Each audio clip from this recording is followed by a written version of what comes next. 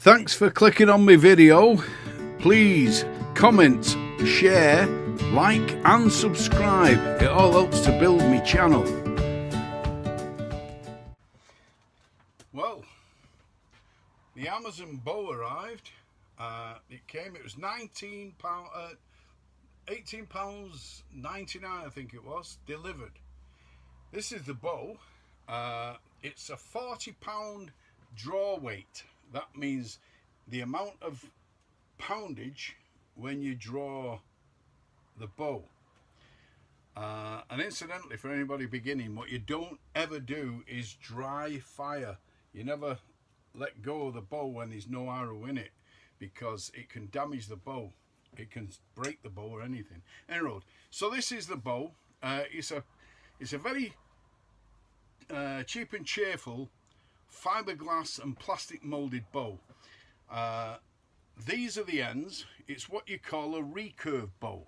Now the long bow that England is actually famous for, the long bow, which is the ones you see, the wooden bows made from a stave that you see on the films of old, the old medieval bows, they don't have a recurve on it. This is a recurve. Can you see? That means that the curve actually comes back. Now what that does is that actually increases the efficiency of the bow, and it's a Mediterranean and an Eastern style. Some of the Mongolian bows made of horn, they bend right the way round, and it really, but they're all shorter as well. That's another thing. But this one is I forget what it is now, so let's just find out. The span on this bow is 53 inches. So it's 53 inches with the string on. The string hooks over, it's shaped like that, and the bolted, can you see that? The bolted there, there's a hex bolt going through there. This is just a fiberglass limb. That is glued on, the recurve part is glued on. It's a fiberglass limb bolted in to what they call the riser. The riser is that part there between my hands. That's the riser, that. And that's called the limb of the bow, and that's a riser. Now, as you can see from that, hopefully, that is ambidextrous. I needed, as I mentioned in the first video, I needed to find out which side I was going to be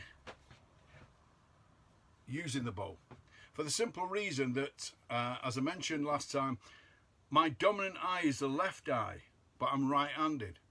So the thing is, if you're right-handed and you've got a right dominant eye, that's great, but I'm what's called cross-dominant. So I'm right-handed and left-eye dominant. This creates a problem, because when you actually, if I was using the right, I would draw the string with my right arm and hold it in my left, and then I would line up my right eye to see from the string through to the tip of the arrow to the target. But because my left eye is a dominant one, I'd have to do this kind of thing, which is not impossible to do, but I decided when I'm starting from scratch that I don't want to build in any bad habits. So I want to start to build my form, what you call form, which is the activity of actually drawing and holding the bow, the physical side of it, the form. I wanted to get that right straight from the start, because like anything else, you can build in bad habits. It's just like driving or anything else where it's a physical coordination thing. You can build in bad habits before you realize it. So that's the key, is researching this. And so what I've been doing is researching. So anyway, so I decided, after spending less than 20 quid on this cheap bow, which comes with 6 arrows. You got 6 arrows that come with it, and also you get an arm guard and what's called a tab that you put over your fingers for drawing, so when you let go of the bow you don't, you know, damage your fingers, and some targets. So yeah, so that was it. So I got it and I had a go in the backyard. The next video I'm going to do, I'm going to explain how I made my target, but I made up a cardboard box target, and I had some goals with it, and I found that for me, I'm happier holding with my right and drawing with my left, and then I can eye up the arrow. So if I knock the arrow, knock meaning that is the knock, the end of it. And when you say knock the arrow, what you're doing is you're putting the arrow onto the string, and then you're resting it on the arrow like that, on the bow. And then what you do, now there's two ways of drawing this. You can put one finger above and two fingers below. Let's just re-knock that. Right, there you go. So there's one finger above, two below, like that, or there's three fingers below. Now the things are personal preference, and that affects the aim, the way that you aim as well. But we'll talk about that later. But basically, I'm going 3 under for the simple reason that you can do a thing called finger creeping, which is where you bring your fingers down depending on the distance that you're shooting. So there you are. And then when I draw the bow, I'm going to be pointing towards the, in this case, a camera. And when I draw like that, I'm going to draw to a point where I can look through the string, down the string, and to the end of the arrow tip, and then I can release and hopefully get it in the gold, as they say. But yeah, so whoops. So in a row. So this is it. So that's the bow. That's what I've done. I've decided that I'm going to hold with the right, release with the left, and so there's a few things that I've had to do. I've put what's called a knock point there, right on there. Now that's just a piece of elastic at the moment, because I'll be doing another video where I show how I'm gonna set that with a T-square. And so I've got my bow, I've got my arrows, and the next thing I needed was a brace, because when you let go of the bow, the string can sometimes skip along your arm and it can hurt, you know. So to protect them, you've probably seen it before in films and videos where somebody's got an arm brace. So I got some scrap leather. I'm always saving everything. I've got a shed full of crap to save that I can use for making different things. And so I had some leather off an old couch, and so I made this. And all it is some leather, punched some holes in, reinforced it at the back there. I don't know whether you can see that.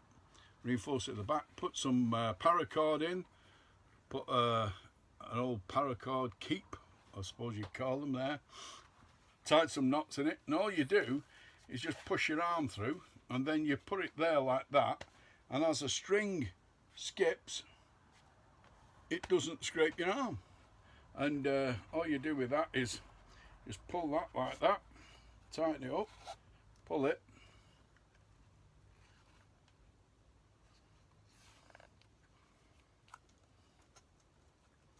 and then once I've tightened that, I can tuck that in there, and that's it. That's my arm brace. So I made that, and cost me nothing. My wife stitched the edge over there, and I super glued that to there, and when you super glue leather, it makes it really stiff and hard, and so that should hopefully do the trick. And when it come to a tab, now the irony is, and this is the thing, I got a tab included and an arm brace included in the whole kit that I bought for 20 quid. But that's not me. Oh no, I've got to have it my way. So I decided to make one. Well, I'll leave that on, why not? And so what I did is I got some leather and I made a tab out of a piece of leather. That's all it is. And the way that the tab works is you put your finger through the hole. You see the shape of it. Put your finger through the hole like that, and then you spin that round so it's like that, and then you pull it that way like that behind. So what happens is then you put the tab, the leather tab, on the string, and when you pull, it's not pulling on your fingers, your fingertips, you're pulling on the leather. And so that saves it, because when that string lets go, it doesn't take long before it starts taking the skin off your fingers. So that's the tab. Next to now. And then I decided I would need a quiver to hold the arrows. So I ended up, I made a quiver. The camera run out of memory then. In a row. So where was I? Yeah, so I made the quiver. I made my own quiver, put it on a belt, and made me arm brace, and I made me tab. I love making things. I really enjoy making things. So yeah, so there you go. That's this video finished. Please like, comment and subscribe. Give me a thumbs up, thumbs down, comment, tell me what you think. This is the start of my journey and you're coming with me, so it's great.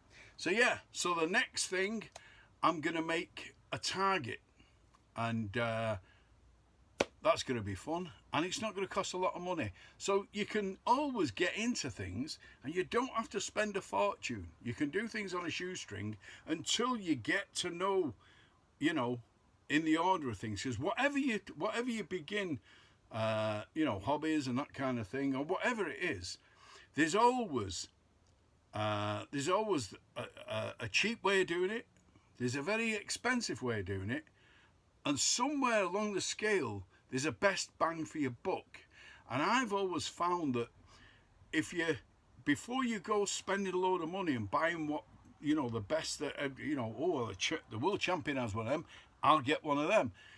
It doesn't always work like that, because sometimes you find that you know, from 0 to 10, you know, at around about 2 or 3, there's always a best bang for your buck for when you're starting, and then you can progress. But it's no good buying a Ferrari until you've mastered driving a Mini, you know. So there you go, otherwise you just waste your money. But yeah, so please like, share, subscribe, comment, thumbs up, thumbs down, whatever, and I'll see you in the next video. Thanks for clicking on my video. Please comment, share, like and subscribe. It all helps to build my channel.